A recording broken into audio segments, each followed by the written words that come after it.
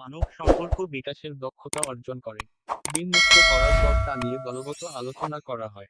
এক্ষেত্রে শিক্ষার্থীরা মানব সম্পর্ক বিকাশের দক্ষতা অর্জন করে। বি শিক্ষার্থীকেন্দ্রিক পাঠদান। শিক্ষার্থীকেন্দ্রিক পাঠদানে শিক্ষার্থী মূল দায়িত্ব গ্রহণ করে। শিক্ষক এখানে কাজের ব্যবস্থা করেন এবং পরামর্শদাতা হিসাবে কাজ করেন।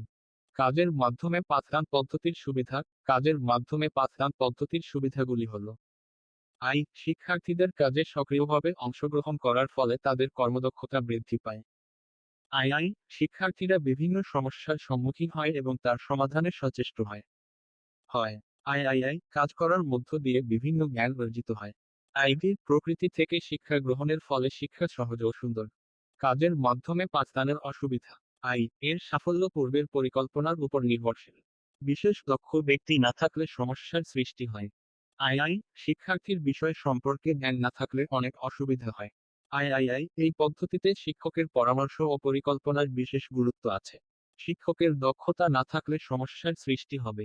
কাজের মাধ্যমে পাঠদান পদ্ধতি। কাজের মাধ্যমে পাঠদানের তিনটি পদ্ধতি হল: প্রোগ্রামেড ইনস্ট্রাকশন বা পরিকল্পিত পাঠদান পদ্ধতি। B personalized system of instruction, PSI, বা ব্যক্তিকেন্দ্রিক শিক্ষাদান পদ্ধতি।